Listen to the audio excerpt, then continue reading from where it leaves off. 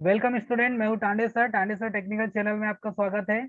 दोस्तों, आज का जो टॉपिक है वो है इंडक्शन टाइप इंस्ट्रूमेंट।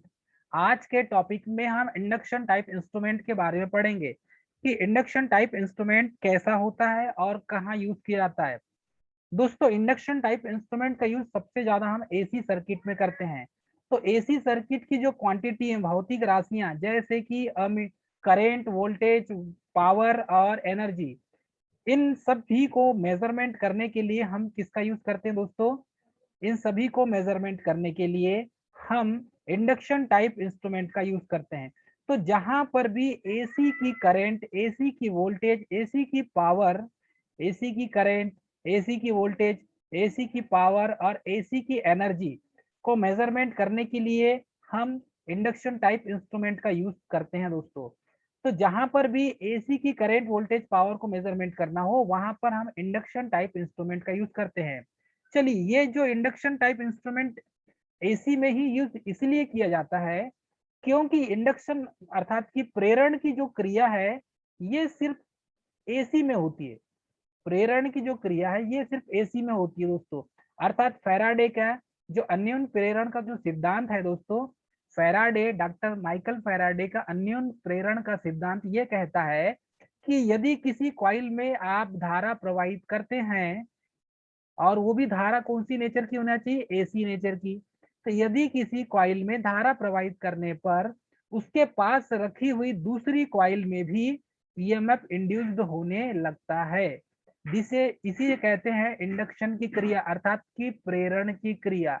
बिना कोई लिंक किए, बिना कोई कनेक्शन के, प्राइमरी वाइंडिंग से सेकेंडरी वाइंडिंग, बिना कोई कनेक्शन के यदि सेकेंडरी वाइंडिंग में वोल्टेज उत्पन्न होता है तो ये प्रेरण फैराडे का इलेक्ट्रोमैग्नेटिक इंडक्शन प्रेरण के सिद्धांत पर कार्य करता है दोस्तों। और यही क्रिया के द्वारा हम इंडक्शन मोटर को यूज करते हैं।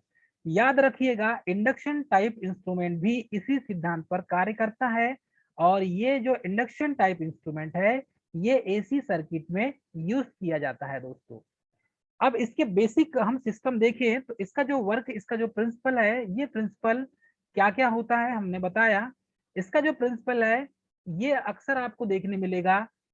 ए से अमीटर, वी से वोल्ट मीटर, डब्ल्यू से वाट मीटर और डब्ल्यू एच से वाट हावर मीटर। तो ये चारों टाइप के इक्विपमेंट आपको देखने मिलेंगे। और ये चारों टाइप के इक्विपमेंट दोस्तों, सबसे ज्यादा यहाँ पर आपको वाट हावर मीटर अर्थात की एनर्जी को मापने के लिए, इलेक्ट्रिकल एनर्जी को मेजरमेंट करने के लिए सबसे ज्यादा इंडक्शन टाइप इंस्ट्रूमेंट का यूज किया जाता है। तो मैक्सिमम यूज किसमें करते हैं हम? वाट आवर मीटर में सबसे ज्यादा इसका यूज करते हैं। अर्थात वाट आवर मीटर को हम क्या कहते हैं? Energy meter. Watt hour meter को एनर्जी मीटर कहा जाता है दोस्तों। तो इसमें सबसे ज्यादा मतलब ये जिस टाइप का होता है वो इंस्ट्रूमेंट होता है दोस्तों इंडक्शन टाइप इंस्ट्रूमेंट। इसका जो वर्क है ओनली एसी सप्लाई में काम करता है, no work in DC supply. अर्थात कि ये जो इंडक्शन टाइप इंस्ट्रूमेंट है वो डीसी सप्लाई में काम नहीं करता, ओनली एसी सप्लाई में काम करता है, डीसी सप्लाई में ये काम नहीं करता। चलिए दोस्तों, इसका कंस्ट्रक्शन देखेंगे, कैसा इसका कंस्ट्रक्शन होता है। यदि इसका कंस्ट्रक्शन देखा जाए तो इसका सिंपल कंस्ट्रक्शन होता है दोस्तों।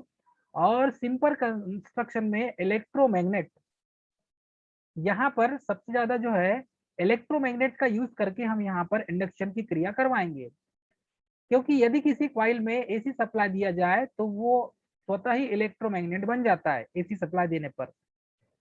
तो इसके ये डिस्क है एल्युमिनियम डिस्क, और एल्युमिनियम डिस्क के दोनों ओर यदि हम देखें तो ये इलेक्ट्रोमैग्नेट का निर्माण किया जाता है। अर्थात कि ये है आपका एल्युमिनियम डिस्क। इस एल्युमिनियम डिस्क में हम क्या करेंगे? इसके दोनों सिरों में अर्थात चारों कोने में इलेक्ट्रोमैग्नेट लगाएंगे। तो एक एक पोल होगा जिसे कहेंगे ये एन पोल हो गया दोस्तों, और एस पोल। एन पोल और एस पोल, दो पोल होंगे साइड में दोनों, और इन दोनों पोलों में ये एन पोल हो जाएगा और ये एस पोल हो जाएगा दोस्तों। तो एन पोल और एस पोल में क्वाइल को लपेटेंगे। यहाँ पर क्या लपेटी हुई है? क्वाइल दोस्तों। जब इस क्वाइल में करंट फ्लो करेंगे, एसी सप्लाई देंगे हम, तो ये एज अ इलेक्ट्रोमैग्नेट बन जाएगा।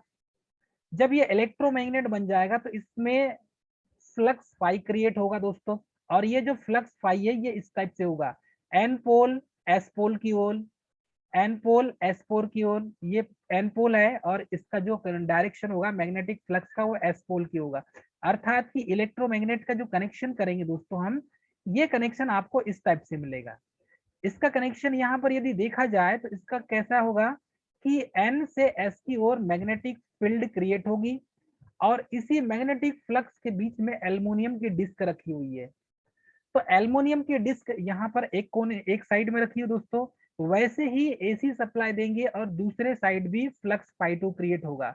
जब दूसरे side flux phi two create होगा दोस्तों, तो यहाँ पर हमें ये चीज देखने मिलेगा कि ये जो फ्लक्स है फाई टू और लेफ्ट साइड में जो फ्लक्स है ये फाई वन क्रिएट होगा।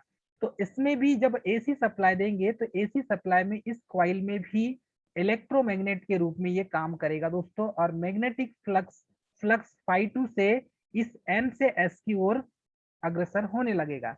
यहाँ पर एन पोल बनेगा तो इस साइड एस पोल बनेगा दोस्तों। अब देखिए ये दोनों चुंबकीय क्षेत्र के बीच में मैग्नेटिक फील्ड के बीच में दोस्तों इस एल्युमिनियम की डिस्क को रखा गया है। तो इसका जो डायरेक्शन होगा मैग्नेटिक फ्लक्स का डायरेक्शन एन से एस की ओर होगा दोस्तों, और इसी मैग्नेटिक फील्ड के बीच में इस एल्युमिनियम के डिस्क को रखा गया है। इस एल्युमिनियम की डिस्क में दोनों अपोजिट अपोजिट डायरेक्शन में होने के कारण फ्लक्स फाई टू क्रिएट होगा और फाई वन क्रिएट होगा। अर्थात फ्लक्स फाई वन का जो डायरेक्शन होगा और फ्लक्स फाई टू का डायरेक्शन होगा दोनों एक ही डायरेक्शन में होगा। अर्थात फ्लक्स फाई वन में आई वन करेंट फ्लो होगी और फ्लक्स फाई टू में आई टू करेंट फ्लो होगी दोस्तों। तो इन दोनों चुंबकीय क्षेत्र के बीच में इसमें फ्लक्स फाई जो है फोर्स जो क्रिएट होगा वो होगा फ्लक्स फाई टू के कारण आई वन करेंट, और एफ इज इक्वल टू क्या हो जाएगा phi one I into I two, और F is equal to phi two into I one. इन दोनों में जो फ्लक्स क्रिएट होगा फोर्स जो लगेगा बल जो क्रिएट होगा ये दोनों बल लगेगा इस डिस्क में दोस्तों, और इसके कारण ये डिस्क रोटेट करने लगेगी। जब ये डिस्क रोटेट करेगी तो यहाँ पर ईडी करंट लॉस उत्पन्न होगा दोस्तों, ईडी करंट लॉस। तो ईडी करंट लॉस को दूर करने के लिए हमें क्या करना पड़ेगा, यहाँ पर हमें EMF is proportional to d phi upon d t. ये ईएमएफ इज इक्वल टू क्या हो जाएगा d phi upon d two, rate of change of flux create होगा दोस्तों, rate of change of flux create होगा। अर्थात कि ये बोल सकते हैं फ्लक्स फाई वन और फ्लक्स फाई टू के बीच में एक अल्फा एंगल बनेगा। फ्लक्स फाई वन और फ्लक्स फाई टू के बीच में एक अल्फा एंगल बनेगा, और इसमें जो डिफ्लेक्टिंग टॉर्क हो जाएगा वो deflecting torque is proportional to phi one into phi two sine alpha हो जाएगा। चलिए इसमें डिफ्लेक्टिंग टॉर्क जो क्रिएट हुआ है डिस्क को बीच में रखने पर, अर्थात किसी मैग्नेटिक फील्ड में किसी डिस्क को हम रखें तो उसमें ईडी करंट लॉस उत्पन्न होता है। पहली बात तो ईडी करंट उत्पन्न होगा और इस ईडी करंट के कारण इसमें करंट सर्कुलेट होगी, और इस करंट सर्कुलेट के कारण फ्लक्स फाई वन जो है वो डिफ्लेक्टिंग टॉर्क के प्रोपोर्शनल में होगा। अर्थात हम ये बोल सकते हैं दोस्तों कि यहाँ पर t d is proportional to phi one into phi two sine alpha. ये जो साइन अल्फा होगा दोस्तों ये फ्लक्स फाई वन और फाई टू के बीच का एंगल होगा। फ्लक्स फाई वन और फ्लक्स फाई टू के बीच का एंगल होगा दोस्तों अल्फा। ये alpha angle flux phi one और फाई टू के बीच का। इसमें हमें एक चीज देखने मिलेगी, ये जो डिफ्लेक्टिंग टॉर्क है जब आप प्रोपोर्शनल को हटाते हैं तो इसकी जगह लिखेंगे आप के। तो phi one into phi two into sine alpha हो जाएगा। यदि आप के का मान जब लिखते हैं तो ये हो जाएगा W upon R phi one into phi two sine alpha t d equal to. तो यदि डब्ल्यू अपन आर को आप यदि फार्मूले के तौर पे लिखते हैं तो ओमेगा इक्वल होता है 2 पाई एफ। अब ये जो डब्ल्यू है इसका नाम है ओमेगा, और ओमेगा इक्वल होता है 2 पाई एफ। तो ये जो ओमेगा है दोस्तों इसकी जगह जब हम कैलकुलेशन करेंगे तो ओमेगा की जगह 2 पाई एफ रख देंगे और आर जैसा का वैसा हो जाएगा, फाई 1 और फाई 2 और साइन अल्फा हो जाएगा। इसमें एफ है सप्लाई फ्रीक्वेंसी, आर है resistance of eddy current path, मतलब ईडी करंट पाथ का रेजिस्टेंस होगा, क्योंकि यहाँ पर रेजिस्टिविटी प्रॉपर्टी क्रिएट होगी ईडी करंट के कारण, और ईडी करंट के कारण जो रेजिस्टिविटी प्रोवाइड होगी या उत्पन्न होगी उसे हम आर से शो करेंगे, और ये omega equal to pi F के अपान में होगा दोस्तों। एंगल होगा, एंगल फाई 1 और फाई 2 के बीच का होगा, फाई 1 और फाई 2 के बीच का एंगल होगा दोस्तों ये। तो alpha angle is equal to angle between phi 1 and phi 2। तो फाई 1 और फाई 2 के बीच का ये एंगल होगा दोस्तों। इस तरीके से इसको हम देख सकते हैं। अब यहाँ पर एक नोट है, only permanent magnet moving coil instrument का जो स्केल होता है वो यूनिफॉर्म होता है, बाकी सबका अनयूनिफॉर्म होगा दोस्तों। इसमें आइडियली जो अल्फा का मान होगा, ये अल्फा का मान, साइन अल्फा का मान ये होगा 0, आइडियली रूप से 90 डिग्री होगा दोस्तों। अल्फा का मान क्या हो जाएगा आइडियली रूप से 90 डिग्री। तो साइन 90 का मान फिर आप यहाँ पर कैलकुलेशन करके रखेंगे, तो इसमें हायर वैल्यू का जो टॉर्क है वो प्राप्त होगा हमें। क्यों? क्योंकि चुंबकीय क्षेत्र के बीच में यदि किसी डिस्क को रखा जाए तो वो डिस्क जब रोटेट करती है तो वहां पर हायर वैल्यू का टॉर्क क्रिएट होता है दोस्तों। और जब हायर वैल्यू का टॉर्क क्रिएट होगा तो ऑब्वियसली है कि यहाँ पर जो टॉर्क का मान होगा और टॉर्क का वेट रेशियो होगा वो अधिकतम होगा दोस्तों। तो यहाँ पर हायर वैल्यू का टॉर्क क्रिएट होता है और अल्फा का मान जो होगा वो 90 डिग्री होगा दोस्तों। हायर वैल्यू का टॉर्क प्राप्त होगा हमें इस इंस्ट्रूमेंट में। This instrument is as a work in this induction principle. यह जो इंस्ट्रूमेंट है इंडक्शन टाइप इंस्ट्रूमेंट, ये इंडक्शन के प्रिंसिपल पर वर्क करता है। यदि इसका इंटरनल कंस्ट्रक्शन हम देखते हैं तो इंडक्शन टाइप इंस्ट्रूमेंट का अंदर का कंस्ट्रक्शन देखें तो इसके अंदर का कंस्ट्रक्शन इस टाइप से मिलेगा दोस्तों। एक डिस्क होगी जो एल्युमिनियम डिस्क है, जिसके बारे में हमने बताया, दोनों साइड में एन और एस कॉइल लगी हुई है। इसका कंस्ट्रक्शन तो हम देखेंगे तो ये इस टाइप से मिलेगा आपको। चलिए हम इंडक्शन टाइप इंस्ट्रूमेंट का कंस्ट्रक्शन देखेंगे। तो इंडक्शन टाइप इंस्ट्रूमेंट का बेसिक जो कंस्ट्रक्शन आपको मिलेगा वो इस टाइप से मिलेगा दोस्तों। इसका जो स्केल मिलेगा आपको नॉन यूनिफॉर्म मिलेगा। स्क्रीनशॉट मुझे भेज दीजिए आप। इसका जो कंस्ट्रक्शन मिलेगा दोस्तों वो नॉन यूनिफॉर्म मिलेगा। याद रखिएगा, कई बार एग्जाम में पूछा गया है कि इंडक्शन टाइप इंस्ट्रूमेंट का स्केल कैसा होता है। तो इंडक्शन टाइप इंस्ट्रूमेंट जो है इसका स्केल आपको नॉन यूनिफॉर्म स्केल मिलेगा, अर्थात असमान असमान स्केल मिलेगा, असमान स्केल मिलेगा दोस्तों। तो असमान स्केल किसका है दोस्तों? यह है इंडक्शन टाइप इंस्ट्रूमेंट का। चलिए इसमें ये स्केल है, ये मिलेगा आपको पॉइंटर, ये पॉइंट है पॉइंटर का। अब ये पॉइंटर जिससे अटैच है ये है दोस्तों स्पिंडल, इसे कहते हैं स्पिंडल। स्पिंडल, इसका नाम है स्पिंडल। इस स्पिंडल के बीचों बीच में एक एल्युमिनियम की डिस्क है, हम इसी डिस्क की बात कर रहे थे दोस्तों। ये जो डिस्क की बात किया हमने ये वही डिस्क है। तो यहाँ पर इसमें एक स्पिंडल है और इस स्पिंडल में एल्युमिनियम की डिस्क रोटेट की गई है दोस्तों।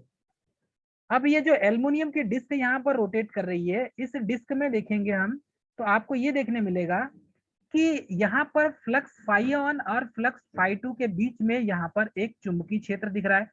तो चुंबकीय क्षेत्र जो उत्पन्न हो रहा है दोस्तों ये किस किस के साथ हो रहा है? फ्लक्स फाई 1 और फ्लक्स फाई 2 के कारण। और इस फ्लक्स फाई 1 और फाई 2 के कारण ये डिस्क रोटेट करती है ईडी करंट उत्पन्न होने के कारण।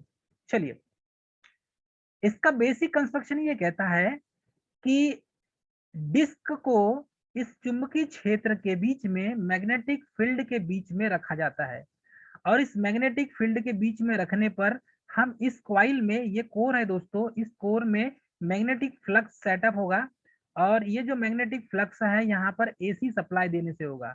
हम क्या करेंगे, इसके कोर में, इसके कॉइल में, ये कॉइल है दोस्तों, इस कॉइल में एसी सप्लाई देंगे और एसी सप्लाई देने पर इस डिस्क के बीच में फ्लक्स φ1 और φ2 मैग्नेटिक फ्लक्स सेटअप होगा दोस्तों। अब यहाँ पर नीचे कंट्रोल स्प्रिंग लगी हुई है, नीचे जो स्प्रिंग लगी है वो है कंट्रोल स्प्रिंग।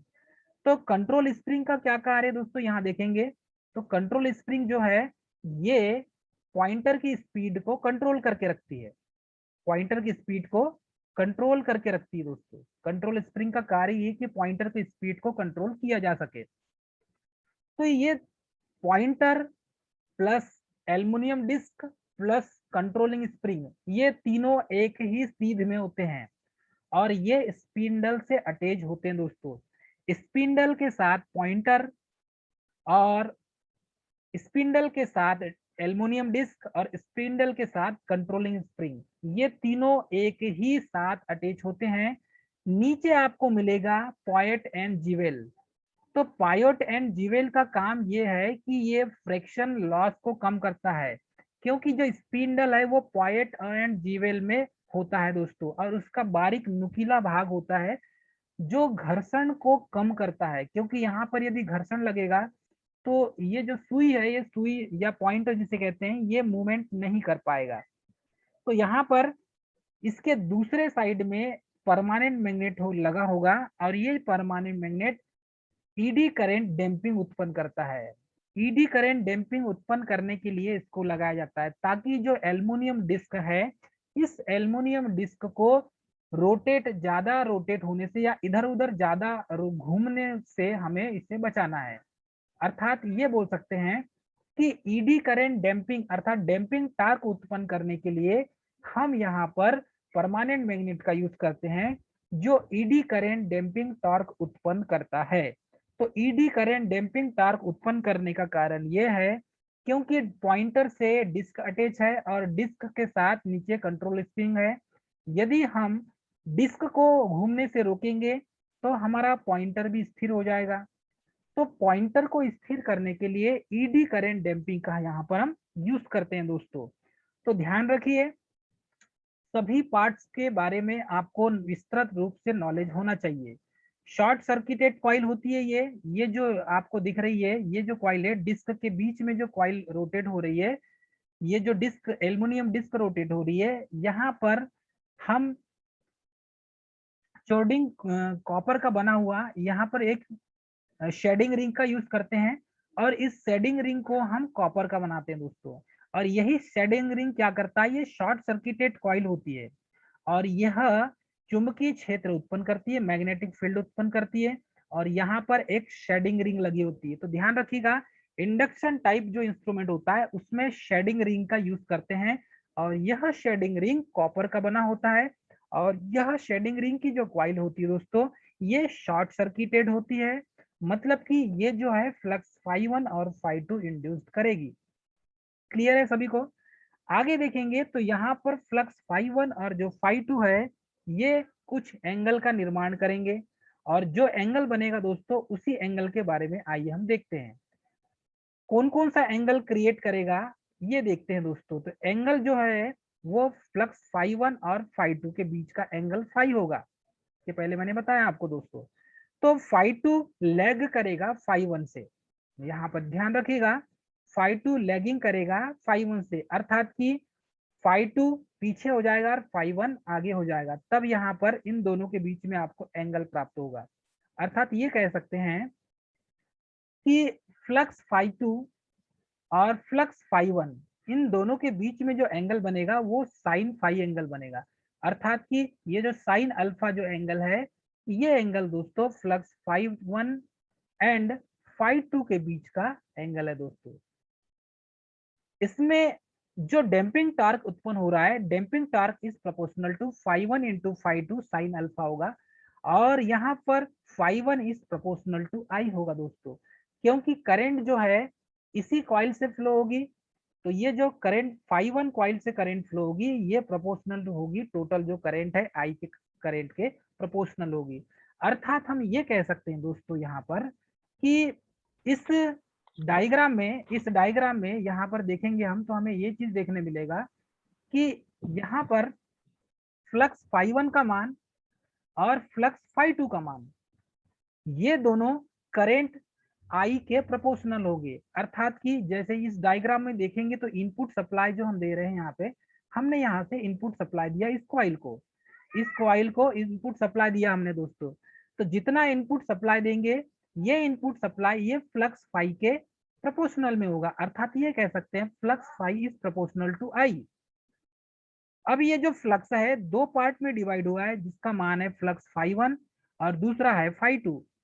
तो यहाँ पर यदि इसका रिलेशन देखते हैं तो φ2 इज प्रोपोर्शनल टू क्या हो जाएगा आई, और ये इसका रिलेशन हो जाएगा φ1 is proportional to I.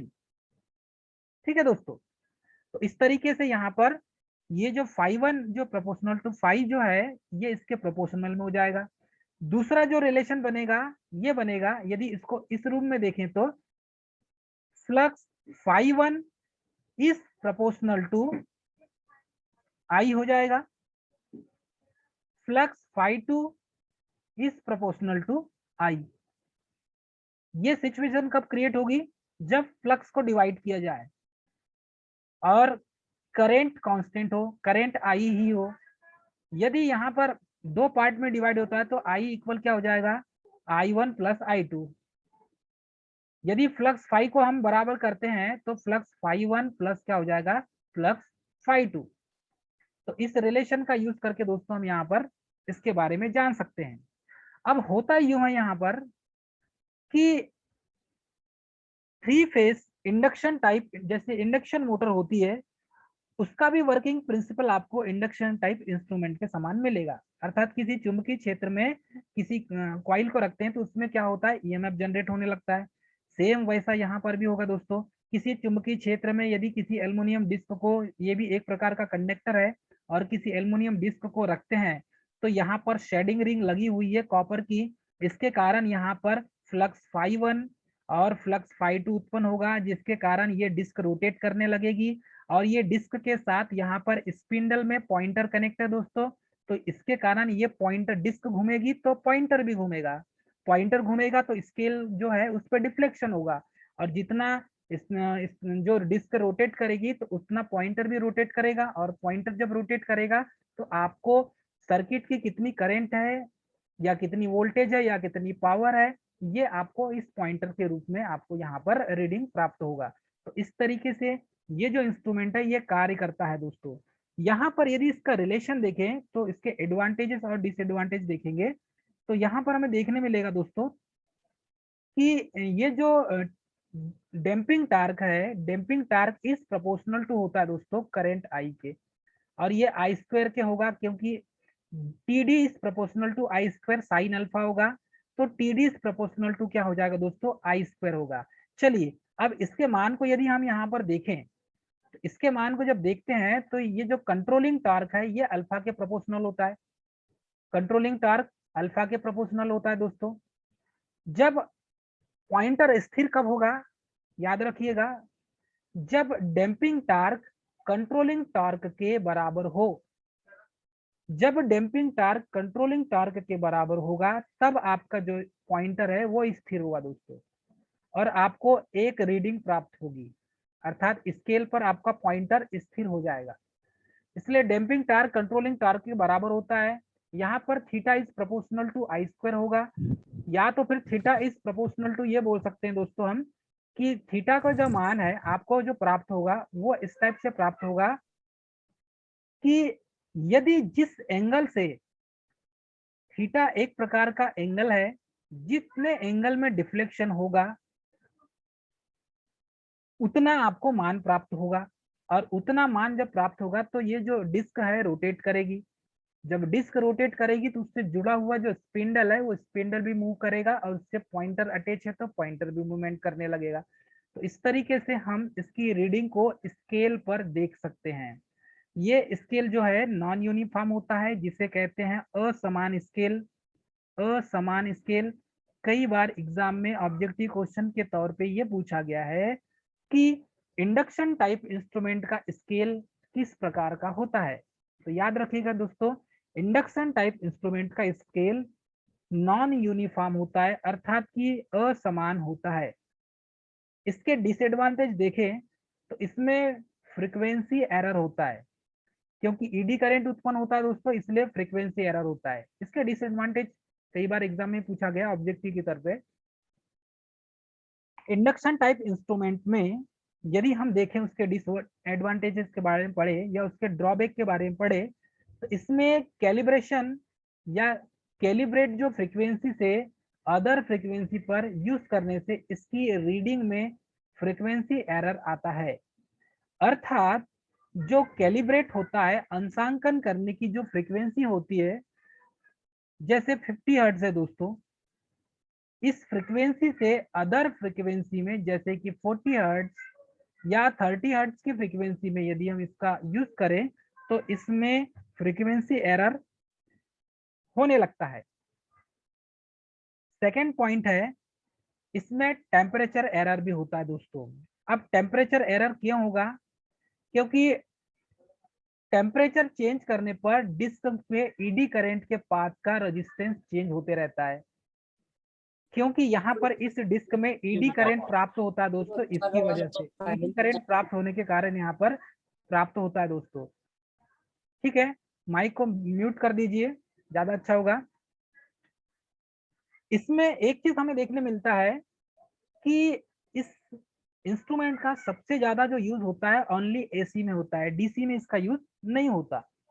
Advantages में ये देखने मिलता है दोस्तों हमें कि इसमें ये ईडी करंट जो मेथड है, इस ईडी करंट मेथड का जो यूज कर रहे हैं यहाँ पर हम, इस ईडी करंट मेथड में अक्सर देखेंगे जो एल्युमिनियम डिस्क लगी हुई है, ये एल्युमिनियम डिस्क में शेडिंग रिंग के कारण यहाँ पर आपको ईएमएफ प्राप्त होगा।